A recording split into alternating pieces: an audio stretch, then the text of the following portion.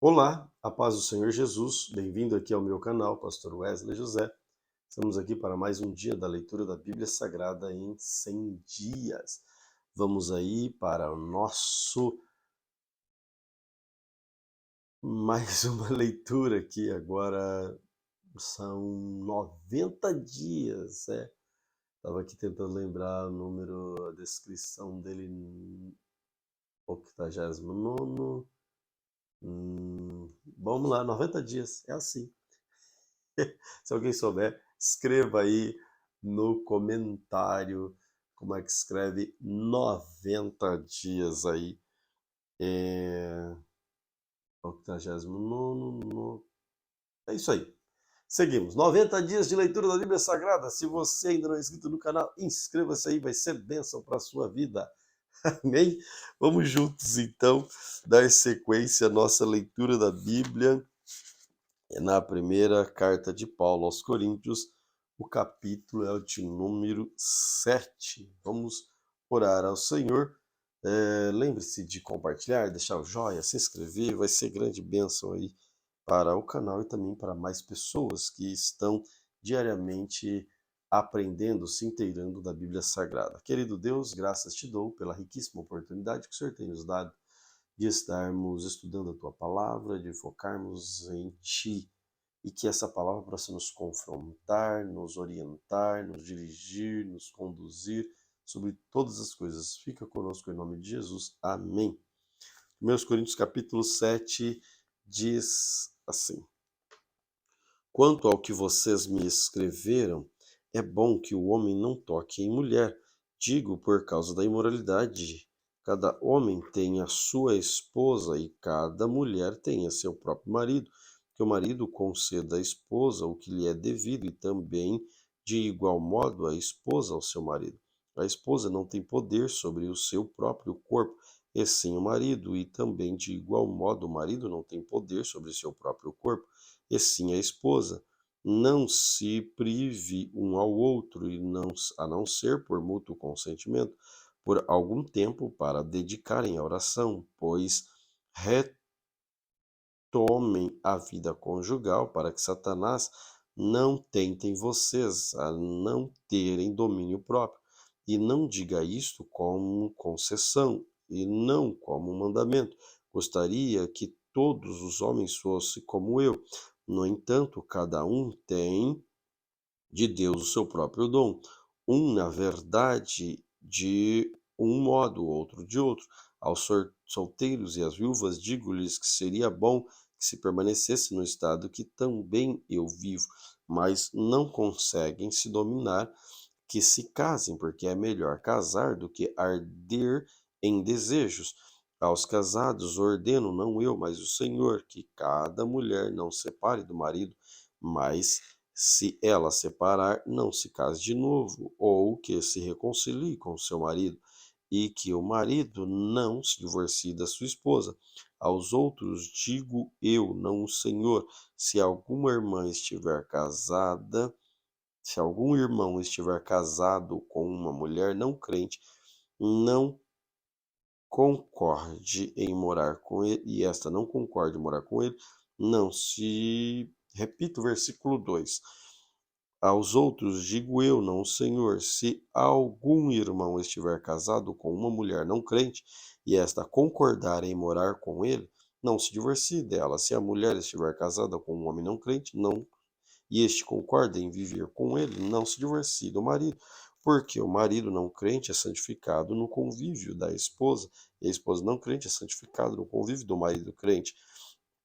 Se não fosse assim, os filhos de você seriam impuros, porém agora são santificados, são santos. Mas se o não crente quiser separar-se, que se separe. Em tais casos, não fica sujeito à servidão, nem ao irmão, nem à irmã. Deus chamou vocês para viverem em paz, pois você, ó mulher, como sabe se salvará seu marido?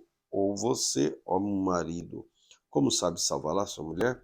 No mais que todos, no mais que cada um ande segundo o que o Senhor lhe concedeu, conforme chamou, Isto que ordeno em todas as igrejas. Foi alguém chamado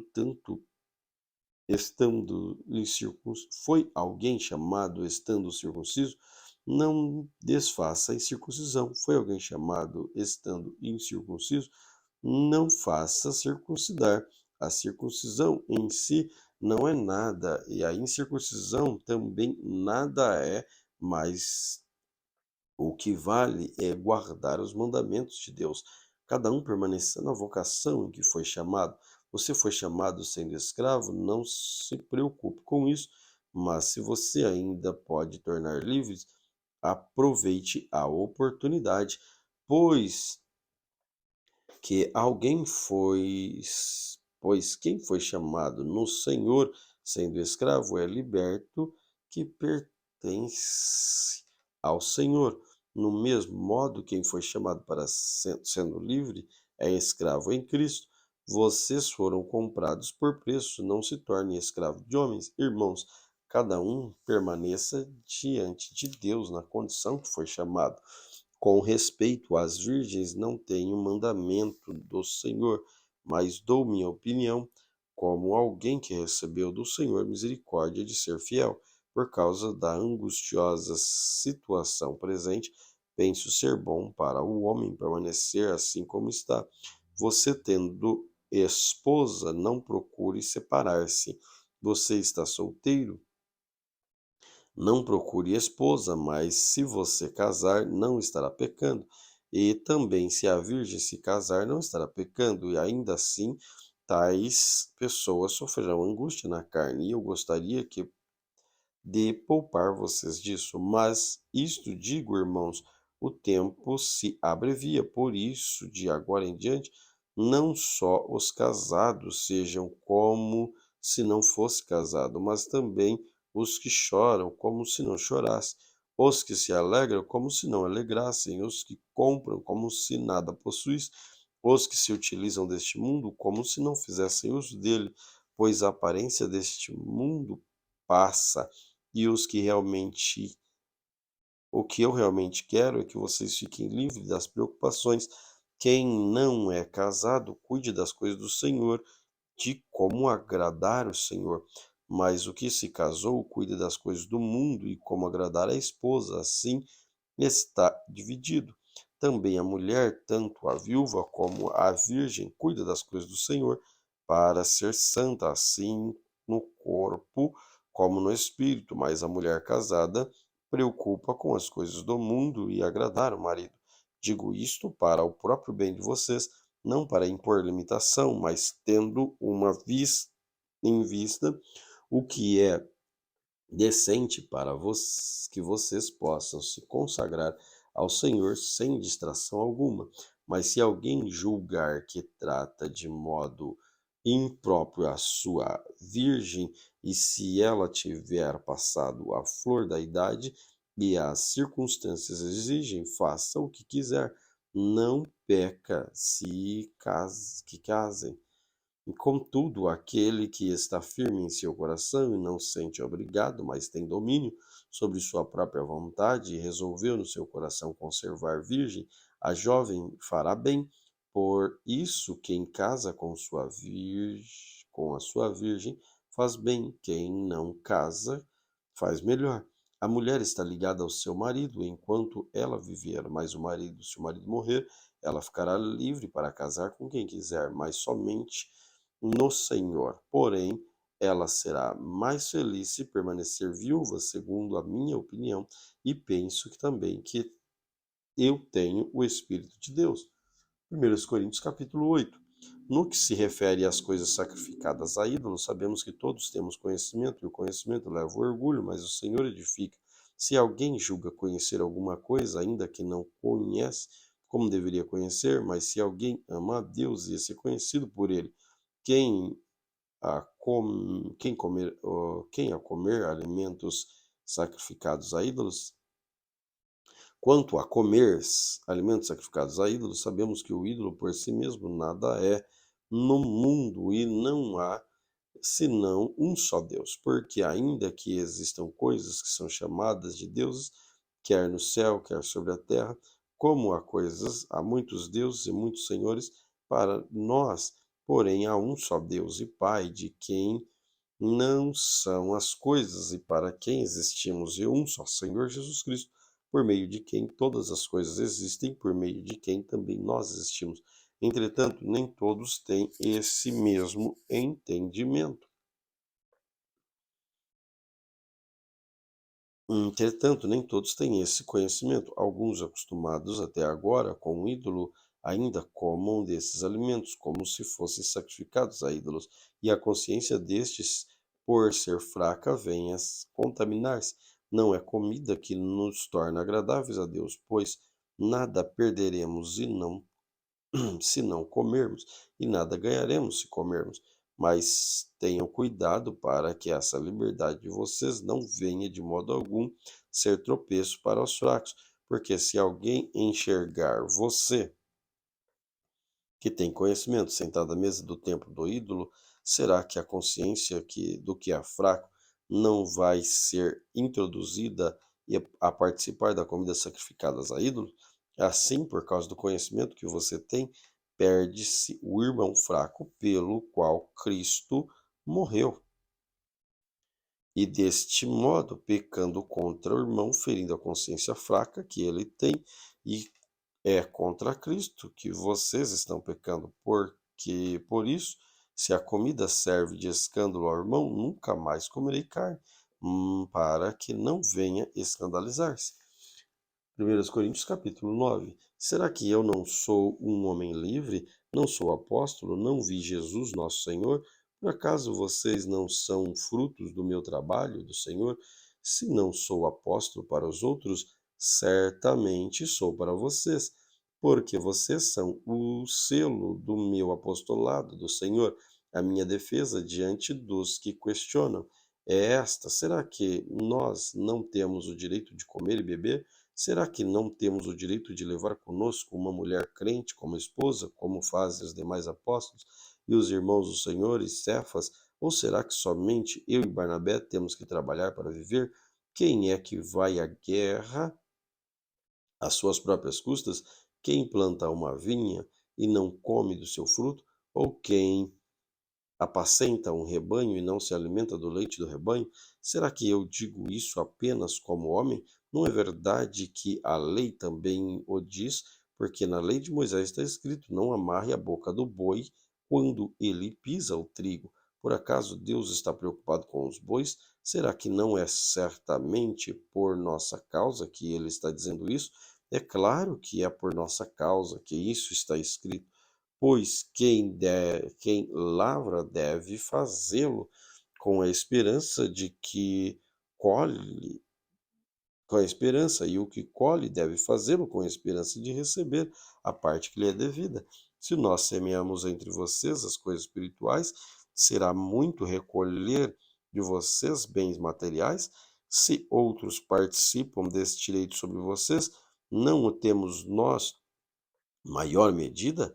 Entretanto, não fizemos uso desse direito, pelo contrário, suportando tudo para não criarmos qualquer obstáculo no Evangelho de Cristo. Vocês não sabem que os que prestam serviços sagrados e alimentam o próprio templo e o que servem do altar participam do que é oferecido sobre o altar? Assim, também o Senhor ordenou aos que pregam o Evangelho que vivam do Evangelho. Eu, porém, não tenho feito uso de nenhuma destas coisas. Não escrevo isto para que assim se faça comigo. Preferiria morrer a deixar que alguém me tire esta glória. Se anuncio o evangelho, não tenho do que me gloriar. Sobre mim pesa essa obrigação, porque ai de mim se não pregar o evangelho. Se eu faço de livre vontade, tem recompensa, mas se eu faço por obrigação, é por uma responsabilidade que me foi confiada. Nesse caso, qual é a minha recompensa? O que anuncio o evangelho ou apresente de graça, para não me valer do direito que ele me dá, porque sendo livre de todos, fez-me escravos de todos, a fim de ganhar maior número possível. para com os judeus, fiz-me com os judeus, a fim de ganhar judeus para com os que vivem sob o regime da lei, como eu mesmo assim vivesse, para ganhar os que vivem debaixo da lei. Embora eu não esteja debaixo da lei, aos sem lei, como se eu mesmo o fosse, não estando sem lei para com Deus, mas debaixo da lei em Cristo, para ganhar os que vivem fora do regime da lei. Fiz-me fraco para com os fracos, a fim de ganhar os fracos. Fiz tudo para com todos, a fim de, por todos os modos, salvar alguns. Tudo faço por causa do Evangelho, para ser também participante dele. Vocês não sabem que os que correm no estádio, todos na verdade correm, mas um só leva o prêmio? Corram de tal maneira que ganhem o prêmio. Todo atleta em tudo se domina. Aquele que alcança uma coroa corruptível, nós, porém, a incorruptível. Assim corro também eu, não sem meta. Assim como luto, não sem como se deferindo golpes no ar, mas esmurro o meu corpo e reduzo à escravidão, para que, tendo pregado a outros, não venha eu mesmo ser desqualificado. 1 Coríntios capítulo 10. Ora, irmãos, não quero que vocês ignorem que os nossos pais estiveram todos sob a nuvem e todos passaram pelo mar e todos em Moisés foram batizados, tanto na nuvem como no mar. Todos eles comeram do mesmo alimento espiritual, beberam da mesma bebida espiritual, porque bebiam uma pedra espiritual que os seguia. A pedra era Cristo. Mas Deus não se agradou da maioria deles, em razão pela qual fizeram prostrar no deserto. Ora, estas coisas tornaram exemplo para nós, a fim de que não cobicemos as coisas más, como eles cobiçaram. Não sejam idólatras, como alguns deles foram, conforme está escrito: o povo assentou-se para comer, beber, levantou-se para se divertir. Não pratiquemos imoralidade, como alguns deles fizeram, e caíram mortos num só dia, 23.000. Não ponhamos Cristo à prova, como alguns deles fizeram, e foram mortos pela serpente. Não fiquem murmurando, como alguns deles murmuraram, e foram destruídos pelo exterminador. Estas coisas acontecem com eles para servir de exemplo e foram escritas como advertência a nós, para que a fim dos tempos tenha chegado.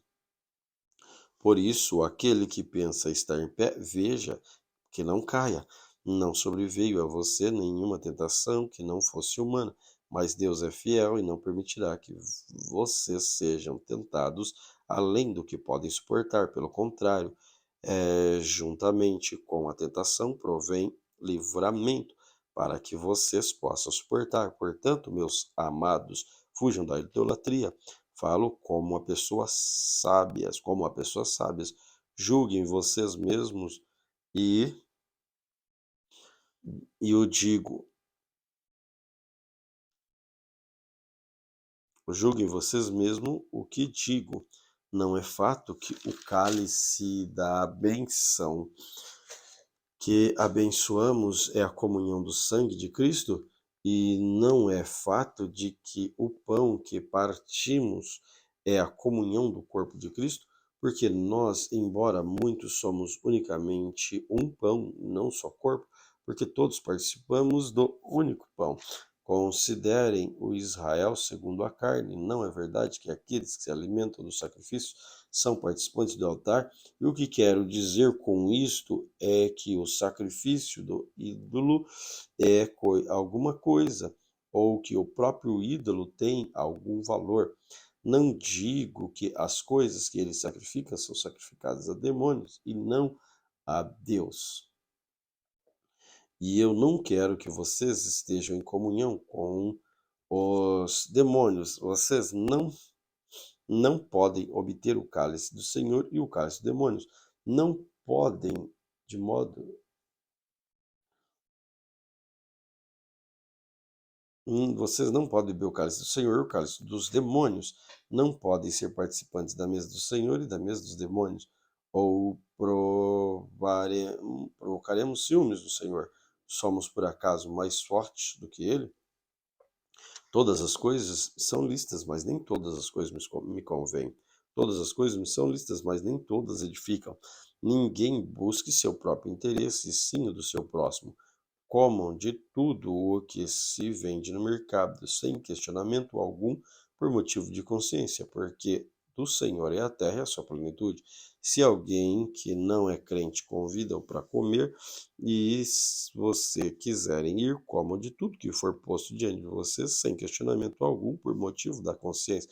Porém, se alguém disser a vocês, isto é coisa sacrificada a ídolo, não coma por causa daquele que deu a informação e por motivo da consciência. Consciência, digo, não a sua própria mente, mas a do outro, pois porque a minha liberdade deve ser julgada pela consciência de outra pessoa? Se eu não participo da gratidão, porque sou criticado por causa daquilo que eu dou graças? Portanto, se vocês comem ou bebem, façam qualquer coisa, façam tudo para a glória de Deus.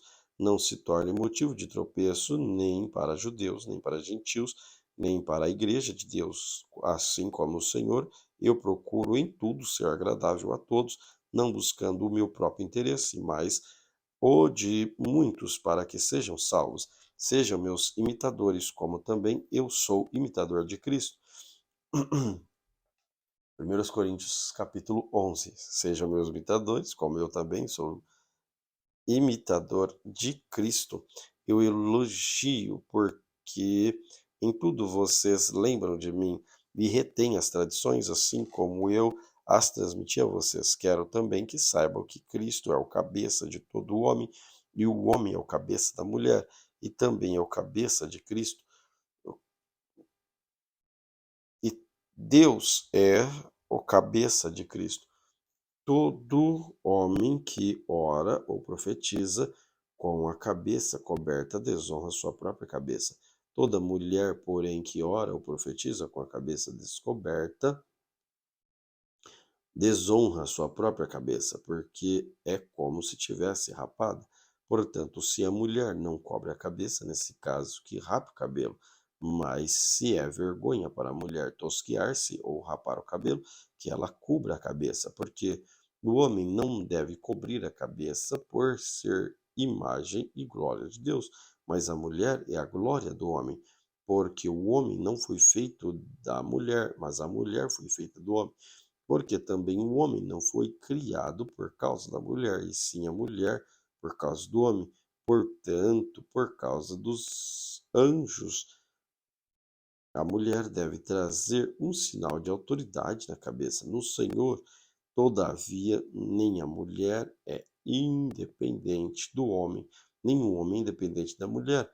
Portanto, assim como a mulher foi feita do homem, assim também o homem nasce da mulher, e tudo vem de Deus.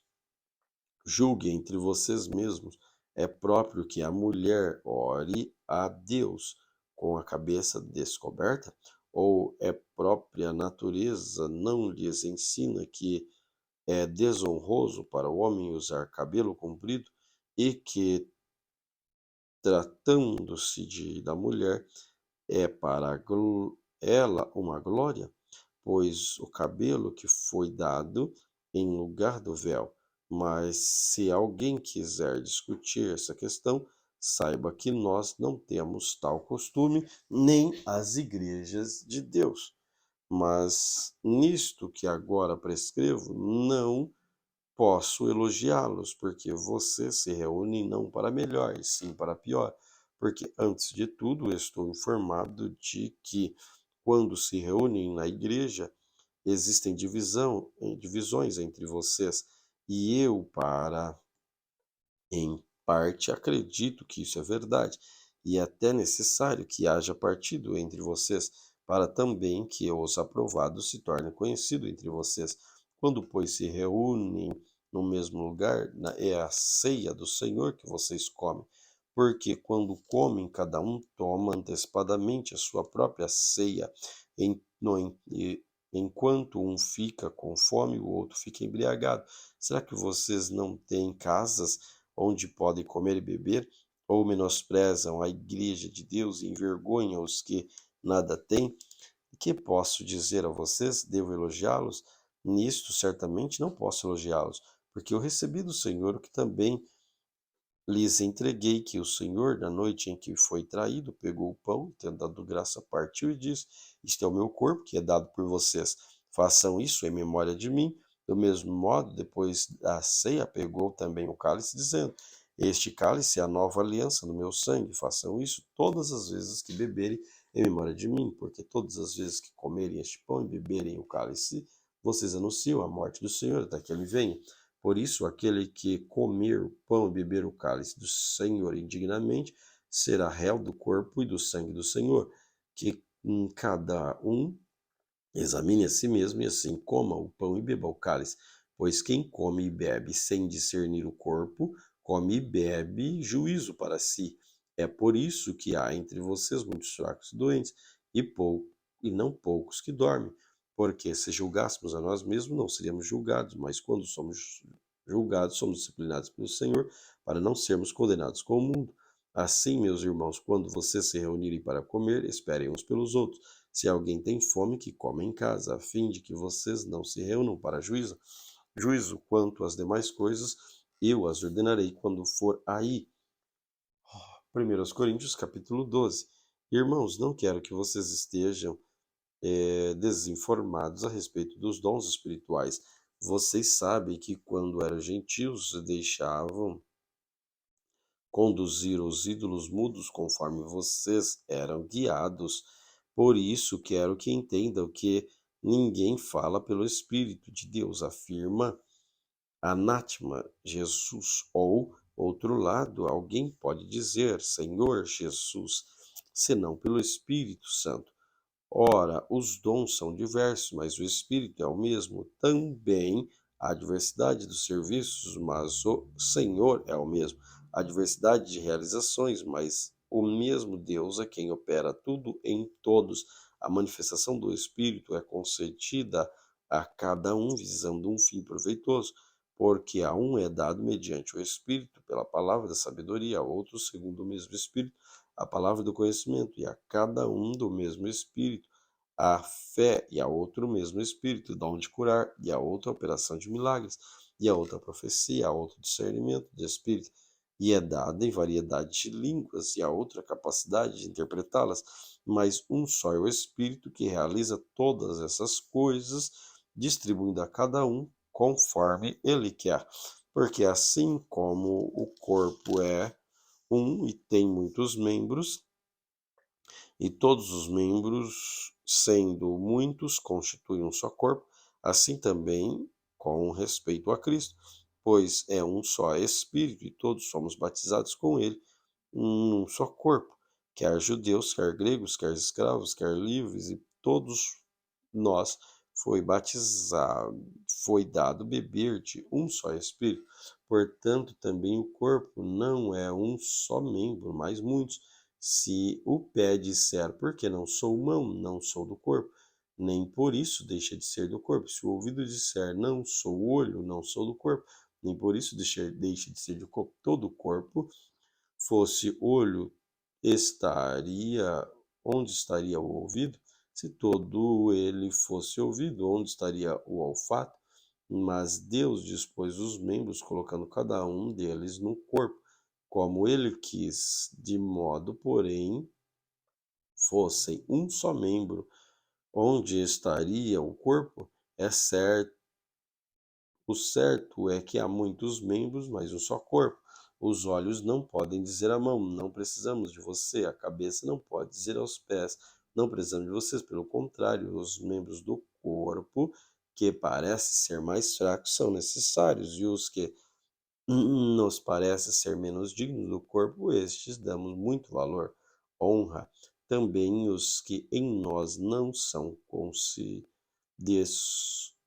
decorosos, revestimos de especial honra, ao passo de que nossos membros nobres não têm necessidade disso. Contudo, Deus coordenou o corpo, concedendo muito mais honra àquilo que menos tinha, para que não haja divisão no corpo, mas para que os membros cooperem com igual cuidado em favor um dos outros, de maneira que, se um membro sofre, todos sofrem com ele, e se um deles é honrado, todos os outros se alegram com ele. Ora, vocês são o corpo de Cristo e individualmente membros desse corpo.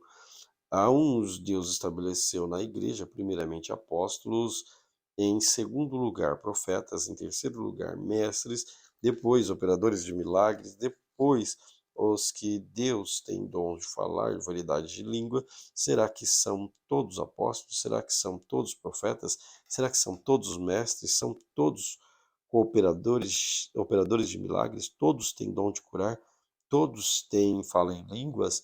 Todos têm dom de interpretar essas línguas? Entretanto, procurem com zelo os melhores dons. 1 Coríntios capítulo 13.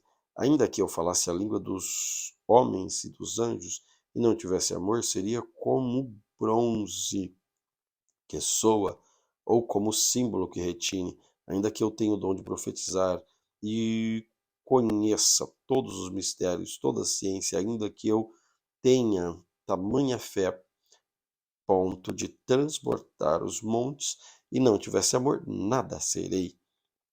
Ainda que eu distribuísse todos os meus bens entre os pobres, ainda que entregue meu próprio corpo para ser queimado, e não tiver amor, isso de nada me adiantará. O amor é paciente e bondoso. O amor não arde em ciúmes, não envaidece, não é orgulhoso, não se conduz de forma inconveniente, não busca seus próprios interesses, não se irrita, não ressalta mal, não se alegra com injustiça, mas se alegra com a verdade. O amor tudo sofre, tudo crê, tudo espera, tudo suporta. O amor jamais acaba. Havendo profecias, desaparecerão. Havendo línguas, cessarão. Havendo ciência, passará. Pois nosso conhecimento é incompleto e a nossa profecia é incompleta.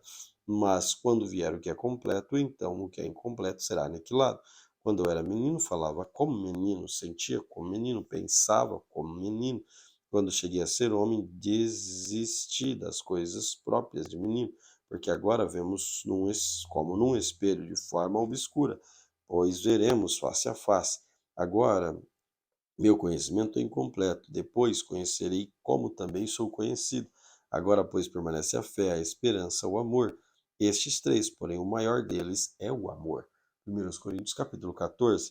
Sigam o amor e procurem com zelo os dons espirituais, principalmente o de profetizar, pois quem fala em línguas não fala para as pessoas, mas fala para Deus.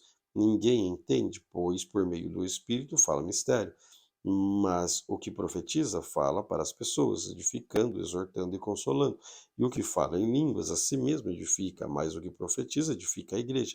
Eu quero que vocês todos falem em línguas, mas muito mais do que profetize, pois quem profetiza é superior ao que fala em línguas, a não ser que as interprete, para que a igreja receba a edificação.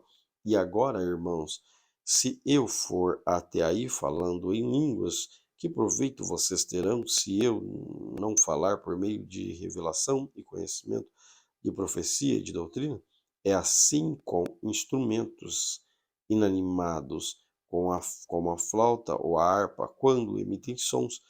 Se não emitirem sons bem distintos, como se poderá reconhecer o que se toca na flauta ou na harpa? Pois também se a trombeta der som incerto, quem se preparará para a batalha?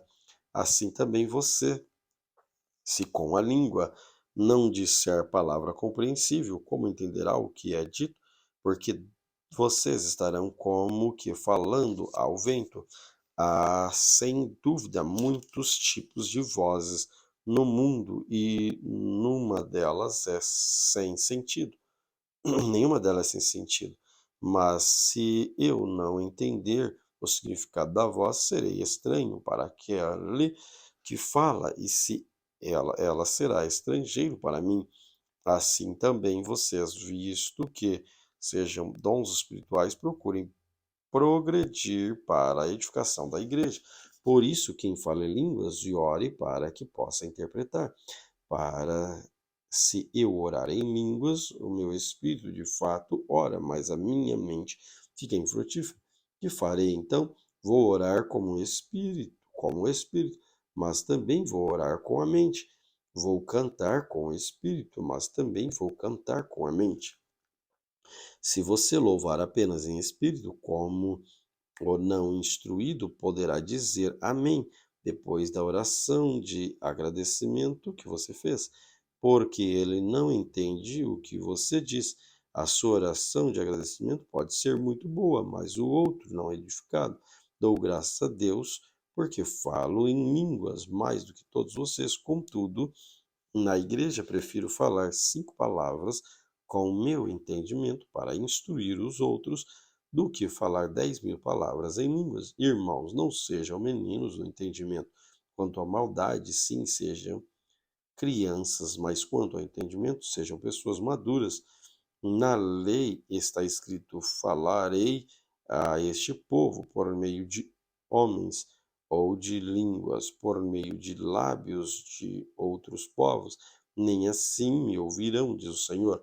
Portanto, as línguas constituem um sinal, não para que creem, mas para os que não creem. A profecia, no entanto, não é para que não creem, mas sim para os que creem. Assim, se toda a igreja se reunir no mesmo lugar, todos se puserem a falar em línguas, no caso de entrarem pessoas não instruídas ou não crentes, será que não vão dizer que vocês estão loucos?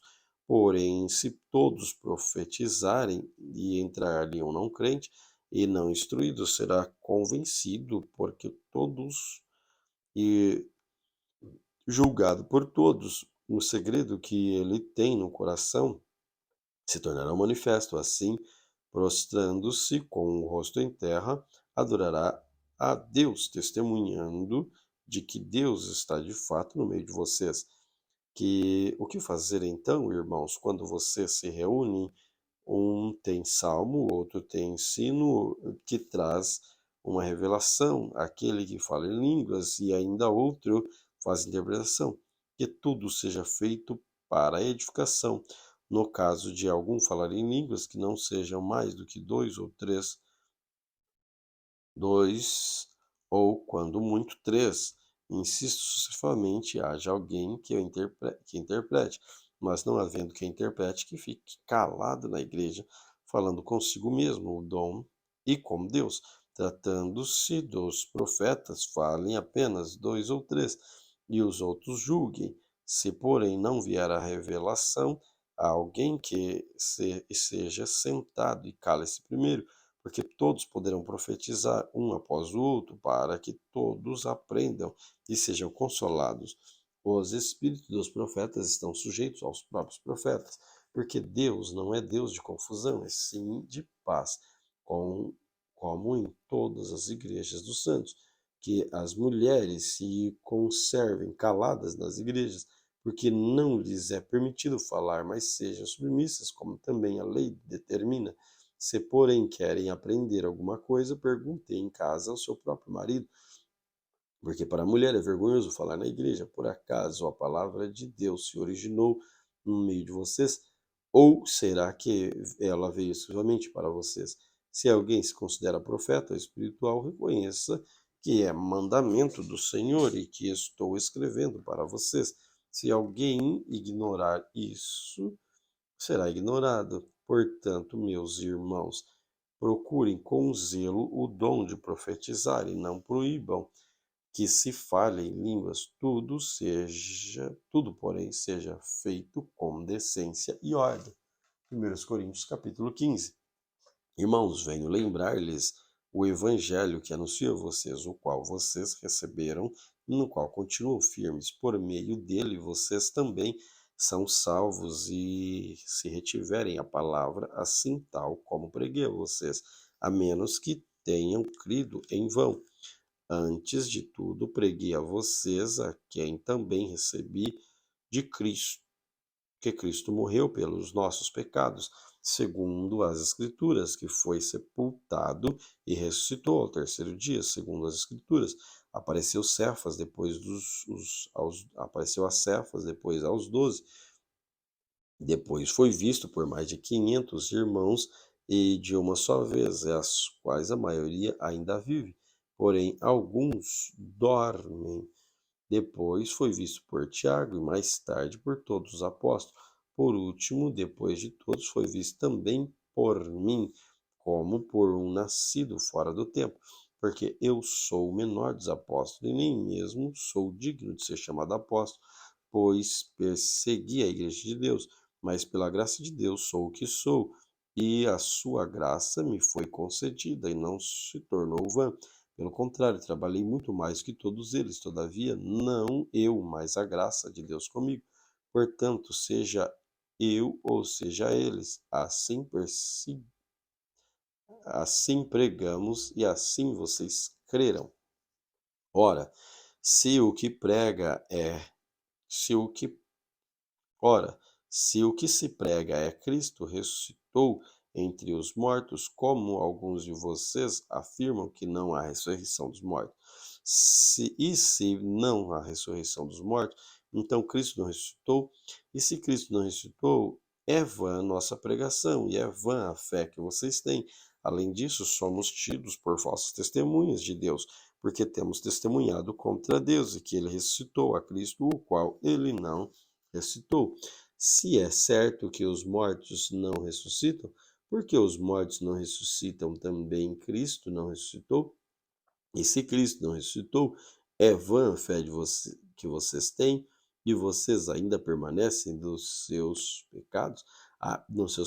Ainda mais os que adormeceram em Cristo estão perdidos, se a nossa esperança em Cristo se limita apenas a esta vida.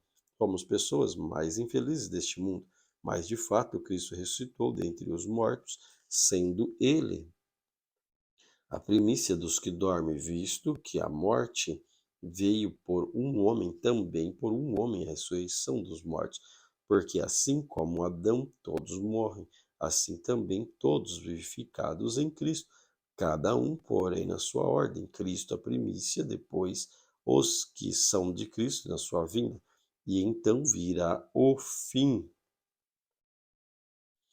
quando ele entregar o reino de Deus ao Deus Pai, quando houver destruído todos os principados, bem como todas as potestades de poder, porque é necessário que ele reine até que tenha posto os inimigos debaixo de seus pés. O último inimigo a ser destruído é a morte, porque ele sujeitou todas as coisas debaixo de seus pés. E quando diz que todas as coisas estão sujeitas, certamente exclui aquele que tudo lhe sujeitou. Quando, porém, todas as coisas estiverem sujeitas, então o próprio Filho também se sujeitará àquele que todas as coisas lhe sujeitou, para que Deus seja tudo em todos. De outra maneira, que farão os que batizam por causa dos mortos?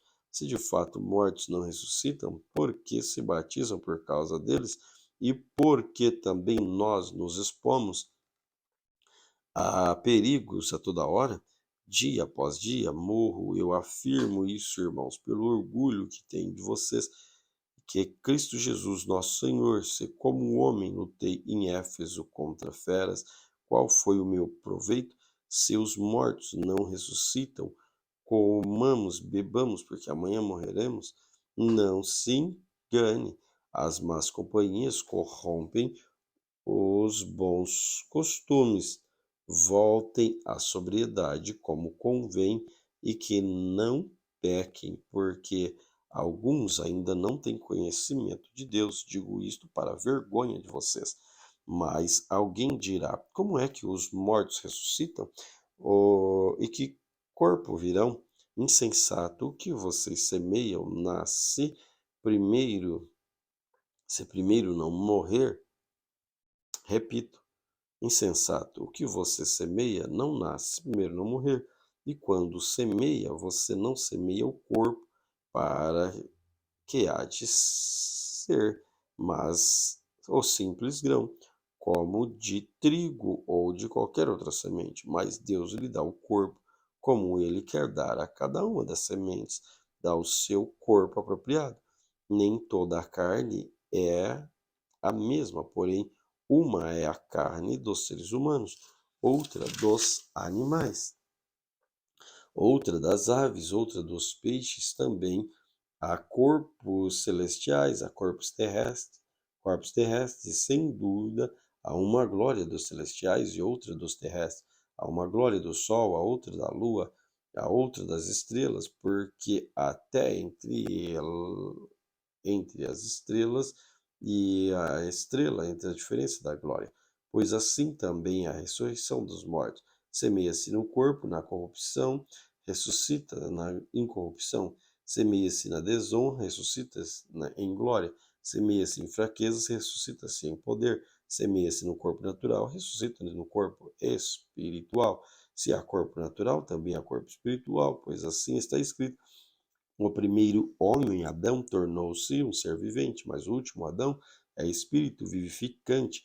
O que vem primeiro não é espiritual, e sim natural, depois vem o espiritual. O primeiro homem formado do pó da terra é terreno, o segundo é do céu.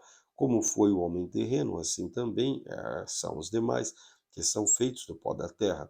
Como é o homem celestial, assim também são os celestiais. Assim como trouxemos a imagem do homem terreno, traremos também a imagem do homem celestial. Com isto quero dizer, irmãos, que a carne e o sangue não podem herdar o reino de Deus, nem a corrupção herdar incorrupção. Eis que vou lhes revelar um mistério. Nem todos dormiremos, mas todos seremos transformados no momento, num abrir e fechar de olhos. Ao ressoar da última trombeta, soará, os mortos restarão incorruptíveis, e nós seremos transformados, porque é necessário que este corpo corruptível se revista de incorruptibilidade, e que o corpo mortal se revista de imortalidade. E quando este corpo corruptível se revestir de incorruptibilidade, e o que é mortal se revestir de imortalidade, então se cumprirá a palavra dessa escritura: tragada foi a morte pela vitória. Onde está a morte, a sua vitória? Onde está a morte, o seu agrilhão? O agrilhão da morte é o pecado, e a força do pecado é a lei. Graças a Deus que nos dá a vitória por meio de nosso Senhor Jesus Cristo. Portanto, meus amados irmãos, sejam firmes e inabaláveis e sempre abundantes na obra do Senhor, sabendo que no Senhor o trabalho de vocês não é vão. 1 Coríntios capítulo 16. Quanto à coleta para os santos, façam também vocês como ordenei às igrejas da Galácia. No primeiro dia da semana, cada um de vocês separe uma quantia conforme a prosperidade e vá juntando, para que não seja necessário fazer coletas quando eu for. E quando eu estiver chegando, enviarei com cartas àqueles que vocês aprovarem, para que levem a oferta de vocês a Jerusalém. Se for conveniente que eu também vá, eles irão comigo. Irei visitar vocês por causa da minha passagem pela Macedônia, porque devo passar pela Macedônia, e bem pode ser que eu demore ou mesmo passe o inverno com vocês, para que vocês me encaminhem nas viagens que eu tenha de fazer, porque não quero agora que vocês apenas de passagem, pois espero permanecer algum tempo com você, se o Senhor permitir, mas ficarei em Éfeso até o Pentecoste, porque uma porta grande e oportuna para o trabalho se abriu para mim, e há muitos adversários. E se Timóteo for, façam tudo para que não tenha nada a temer enquanto estiver entre vocês, porque trabalha na obra do Senhor como eu. Portanto, que ninguém o despreze. Ajudem-o a continuar a viagem em paz, para que venha até aqui, visto que espero com os irmãos. Quanto ao irmão Apolo, muito lhe tenho recomendado que fosse visitar vocês em companhia dos irmãos, mas ele não quis de jeito nenhum ir agora. Irá, porém, quando tiver oportunidade. Fiquem alertas, permaneçam firmes na fé, mostrem coragem, sejam fortes, façam todas as coisas com amor.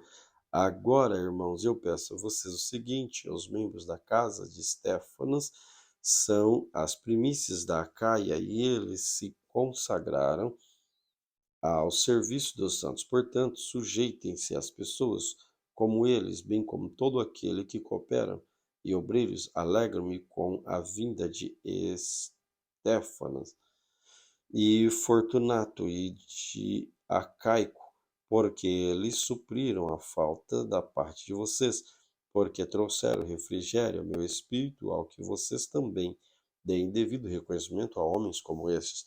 A igreja da província da Ásia manda saudações, também Áquila, Priscila mandam cordiais saudações no Senhor, juntamente com a igreja que se reúne na casa deles. Todos os irmãos mandam saudações, saúde uns aos outros com beijo santo. Eu, Paulo, escrevo a saudação de próprio punho. Se alguém não ama